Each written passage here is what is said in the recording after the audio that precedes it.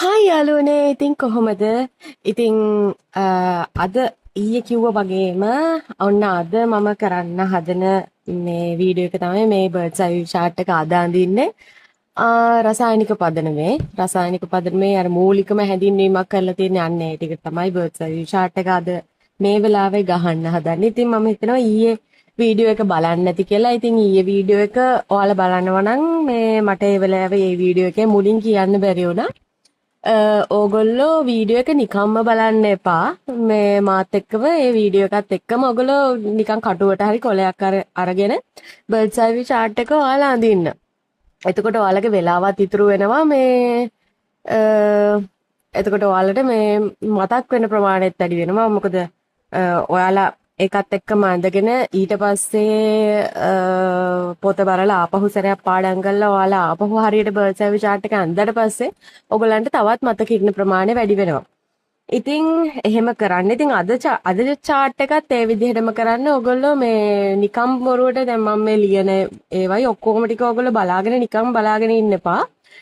Video එක විතරක් මම ලියනකොට මොකක් හරි දෙයක් මම ලියනකොට ඔයාලත් ඒක ඔයාලගේ කොලයක් අරගෙන බර්ඩ්ස් අයි chart එක කටුවට වගේ ඇඳ ගන්න. එහෙම කරන්න. ඉතින් ඒ විදිහට කරගෙන යන්න. ඒ විදිහට කරගෙන ගිහිල්ලා මේ ඔයාලා බර්ඩ්ස් අයි chart එක පුළුවන් නම් ඕගොල්ලෝ මොකක් හරි පොඩි පොතක කියන්නේ නිතරම ගෙනියන්න පුළුවන් විදිහේ චූටි පොත් තියෙන නෝට්බුක්ස් ගොඩාක් පොඩි ඒවත් නෙමෙයි. ටිකක් එක්සර්සයිස් පොතුත් නෙමෙයි ඊට වඩා චූටි ඒවා තියෙන්නේ. මැද සයිස් එක වගේ පොතක ඇඳ ගන්න පුළුවන් නම් ඔයාලට ඒක නිතර බලන්න පුළුවන්කමකුත් තියෙනවා. එතකොට ඔයාලට වෙලාව ඉතුරු වෙනවා. ඔයාලා මග යනකොට හරි බස් එකක යනකොට හරි ඔයාලට මතක් කරන්න පුළුවන් ඒක බල මතක් කරන්න පුළුවන් නිතරම ඔයාලට. ඉතින් ඒ හින්දා එහෙමත් කරගන්න කියන එක මම කියනවා ඔයාලට. ඉතින් අද බර්ඩ්ස් අයි chart එකට එහෙනම් අපි යමු වැඩි කතා නැතුව. ඉතින් අද බර්ඩ්ස් අයි chart එක අඳින්නේ යුනිට් 2 එකේ. යුනිට් 2 එකේ රසායනික පදනමේ මූලිකම හැඳින්වීම තමයි මේ බර්ඩ්ස් අයි chart එකට මම දාන්නේ. ඉතින් මේ බර්ඩ්ස් අයි chart එක ගොඩක් පොඩිනේ. කරුණු කීපයක්නේ තියෙන එක කියලා. ඉතින් මම මේකට ඒ හින්දා අර්ථ දැක්වීමුත් දාගන්නවා. ඉතින් ඒ හින්දා දැන් අර ඊයේ කරපු බර්ඩ්ස් අයි chart එකට අර්ථ දැක්වීමුත් දාන්න ගියා නම් ඒ කොළ දෙකක් විතර යනවා ඒක අඳින්න. ඒ හින්දා තමයි ඊයේ අර්ථ දැක්වීම දැම්මේ නැත්තේ මම කිසි දෙයක්. බොහොම මේ පොඩි කරුණු ප්‍රමාණයකින් යන්නේ. ඉතින් අද අඳින බර්ඩ්ස් අයි chart එකට කරුණුත් ගොඩක් මේ පොඩ්ඩයිනේ තියෙන්නේ. ඒ හින්දා මම අද අඳින බර්ඩ්ස් අයි chart එකට අර්ථ දැක්වීමුත් එකතු කරලා තමයි අඳින්නේ. ඉතින් ඔයාලා මාත් එක්කම අඳින්න මේ විදිහට මොකක් හරි මේ කටු කොලයක් හරි අහක දාන කොලයක් හරි මොකක් හරි අරගෙන මාත් එක්කම බර්ඩ්ස් අයි chart එක කටුවට ඇඳගෙන යන්න. ඊට පස්සේ ඔයගොල්ලෝ හරියට පාඩම් කරලා කරුණු ටික හරියට පෙළ ගසලා ඔයාලට කැමති විදිහට මගේ ස්ට්‍රක්චර් එකටම ඕනේ නැහැ. ඔයාලට කැමති විදිහට ඔයාලා එක හරියට ඇඳ ගන්න කියලා මම කියනවා. ඉතින් මේක ඔය වගේම කියන්න ඕනේ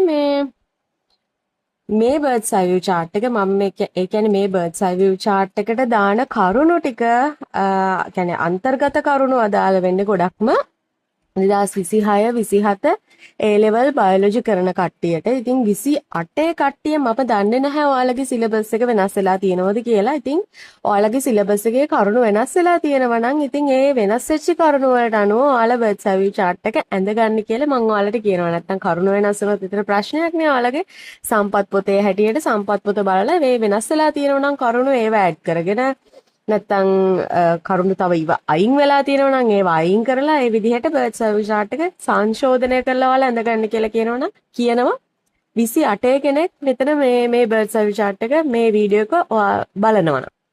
ඉතින් කරුණුත් එක්ක කොහොම ගැලපෙන්නේ නම් 26 27 කට්ටියට තමයි. ඉතින් එහෙමනම් අපි බර්ඩ්ස් අයි chart එක අඳින්න යමු. දැන් අපි මේක අඳින්නේ රසායනික පදනමනේ. රසායනික පදනමේ මූලිකවම කියලා තියෙන කරුණු ටිකට තමයි අඳින්නේ. ඉතින් මේගොල්ලෝ මුලින්ම කියලා තියෙනවා පෘථුවියේ මූලද්‍රව්‍ය 92ක් විතර මේ වෙනකොට හොයාගෙන තියෙනවා. ඒකෙන් 120ක් 25ක් අතර ප්‍රමාණයක් තමයි ජීවීන්ට අත්‍යවශ්‍ය මූලද්‍රව්‍ය වෙන්නේ කියලා. ඉතින් ඔතනින් highlight කරගන්න ඕන දේ තමයි මූලද්‍රව්‍ය 92 කතාව. ස්වභාවයේ පවතින මූලද්‍රව්‍ය ඔක අහන්න පුළුවන්. MCQ වලට අහන්න පුළුවන්. එතකොට මොනවාද ස්ට්‍රක්චර්ස් වල අහන්න පුළුවන්. ඉතින් ඒ හින්දා ඒ මූලද්‍රව්‍ය 92 කතාව එතකොට 100ට 20ක් 25ක් කතාව.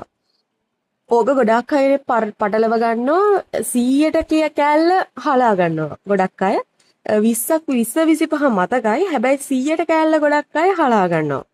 ඉතින් මූලද්‍රව්‍ය 92කින් 100ට 20ක් 25ක් තමයි අත්‍යවශ්‍ය මූලද්‍රව්‍ය විදිහට තියෙන්නේ.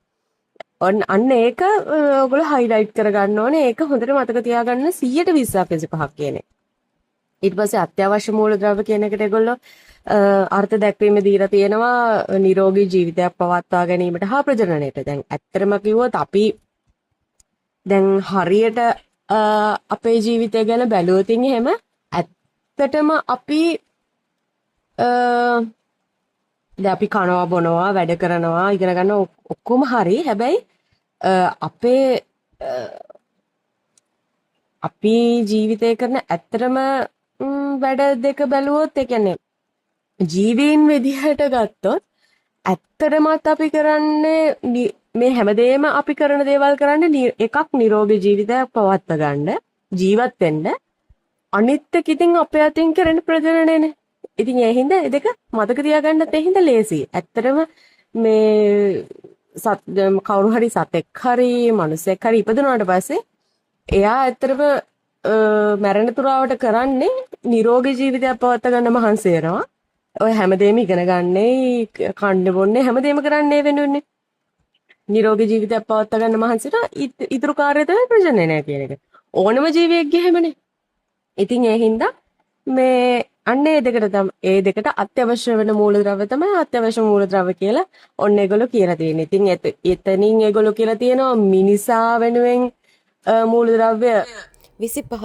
එතකොට ශාක වෙනුවෙන් මූලද්‍රව්‍ය 17ක් අත්‍යවශ්‍ය මූලද්‍රව්‍ය විදිහට මේ ඕනේ කියලා ඒගොල්ලෝ කියලා තියෙනවා. එතකොට ඒක highlight කරගන්න ඕනේ. ඊට පස්සේ ඒගොල්ලෝ තව කියලා තියෙනවා ජීවී දේහවල මූලද්‍රව්‍ය සංගතිය ගැන කියලා තියෙනවා. එතකොට ඒ ටික තමයි මේකට ඇතුළත් වෙන්නේ. ඉතින් මේක පිළිවෙලට අපි හදාගමු. එතකොට බර්ඩ්ස් අයි chart එක විදියට. මම එතකොට මෙතෙන්ට මුලින්ම දානවා ස්වභාවයේ පවතින මූලද්‍රව්‍ය.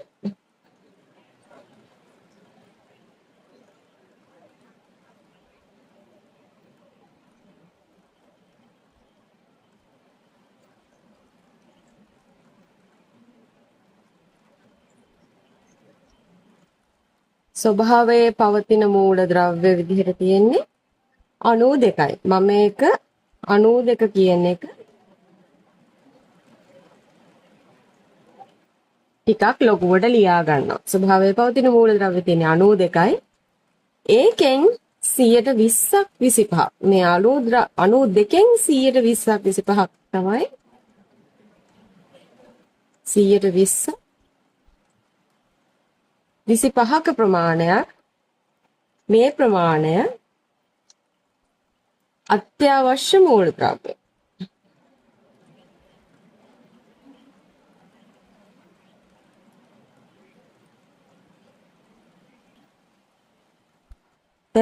අත්‍යවශ්‍ය මූලද්‍රව්‍ය කියන එකට අර්ථ දැක්වීම තමයි අත්‍යවශ්‍ය මූලද්‍රව්‍ය කියන්නේ.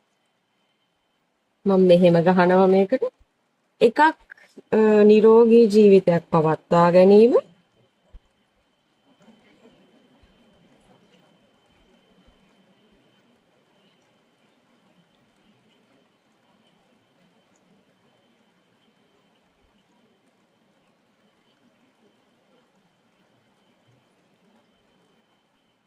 අනිත් එක ප්‍රජනනය.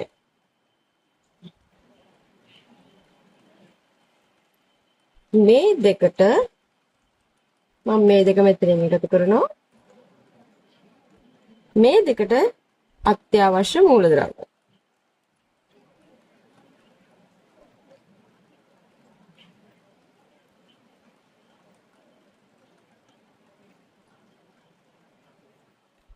මේ දෙකට අත්‍යවශ්‍ය වෙන මූලද්‍රව්‍ය තමයි අත්‍යවශ්‍ය මූලද්‍රව්‍ය කියලා හඳුන්වන්නේ. ඉතින් මේකට මම පෑනකින් පොඩ්ඩක් මම මේක ලස්සන කරගන්නවා. මොකද මේක highlight වෙන්න ඕනේ හින්දා. එතකොට තව පෑනකින් මම 100ට 20ක් 25ක් කියන එක highlight කරගන්නවා. මොකද ඉලක්කම් දෙකේ 100ට කියන එක තව වැදගත් හින්දා. නැත්නම් 20 25 කියන එක ගොඩක් අයට මතකයි. අර මේ 100ට කෑල්ල මතක නැහැ. එතකොට එහෙම වුණාම ලකුණු හම්බෙන්නේ නැහැ ඉතින්. හරි. ඊට පස්සේ මේගොල්ලෝ කියනවා ජීවී දේහය. දැන් ඒක තව මෙතනින් ඉවරයි. ඊට පස්සේ වෙනම මේගොල්ලෝ කියනවා ජීවී දේහය.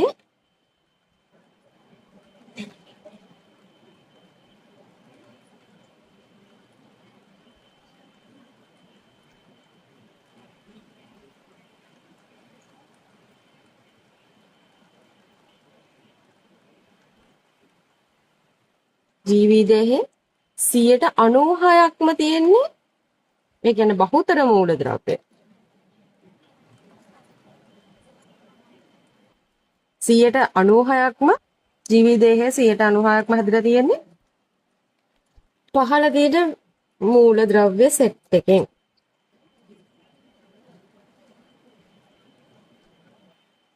මේක මෙහෙම දාගන්නට වඩා දෙපැත්තට දාගන්න එක හොඳයි කියලාත් මට හිතෙනවා. මොකද 96 104 කොටස් ටික ලියන්නත් එපා.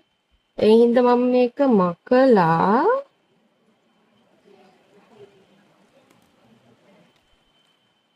ඕක මේ පැත්තට ගහනවා. මේ පැත්තට ගහලා 96%. 96%ක්ම තියෙන්නේ carbon, hydrogen, oxygen, nitrogen කියන මූලද්‍රව්‍ය සෙට් එක. මේක මම මේ ලියලා තියෙන්නේ ජීවී දේහවල ස්කන්ධය අණුව අවරෝහණය වෙන පිළිවෙලට. මේක ඔයාලට මතක තියාගන්න පුළුවන් චෝන් කියලා. චෝන් කියලා මතක තියාගන්න පුළුවන්. මේක මේ චෝන් කියන එක තියෙන්නෙම ස්කන්ධය අණුව මූලද්‍රව්‍යවල ස්කන්ධය අණුව ජීවී දේහවල තියෙන ප්‍රමාණවල ස්කන්ධය අණුව අවරෝහණය වෙන පිළිවෙලට. එතකොට ඔයාලට මෙන්න මේ මාක් එක දාගෙනම ඒ කියන්නේ මේ අඩු වෙන මාක් එක දාගෙනම මේ ඔයාලට මේ බර්ඩ්ස් අයි chart එකට ඇඩ් කරගන්න පුළුවන් මේක. ඔන්න හරි. ඊට පස්සේ දැන් ඉතුරු 104කුත් තියෙනවනේ. එතකොට ඉතිරි 104න් මේක දෙකකට බෙදෙනවා බහුතරය. 104න්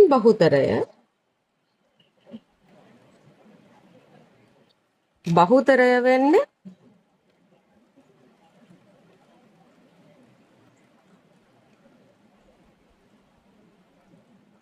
කැල්සියම්, phosphorus, potassium, sulfur කියන මූලද්‍රව්‍ය ටික. මේ ටික ඔයාලට මතක තියාගන්න පුළුවන් කැපකොස් කියලා. කැපකොස් කියලා මතක තියාගන්න පුළුවන් ඔයාලට අමතක වෙනවා නම් මේ මූලද්‍රව්‍ය සෙට් එක බහුතරය. 104න් බහුතරයක් තියෙන්නේ කැපකොස්. ඒ විදිහට මතක තියාගන්න පුළුවන් ඔයාලට. එතකොට 104 සුළුතරය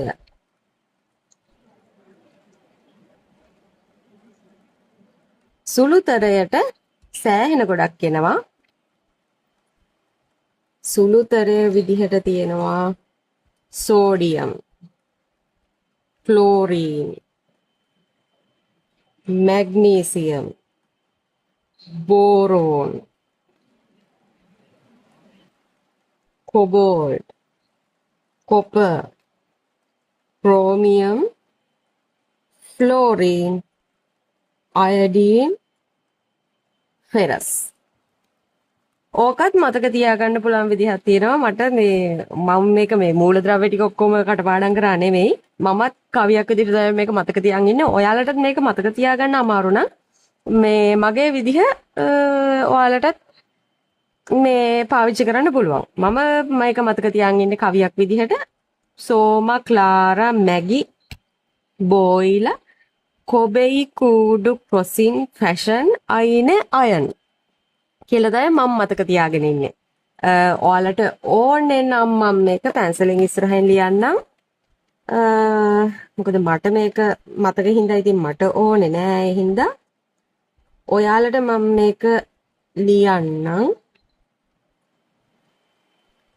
ක්ලාරා මැගි බෝයිලා කොබෙයි කූඩු ක්‍රොසින් ෆැෂන් අයිනේ අයන්. එතකොට මේකත් කැප කොස් මේක ෂෝල්.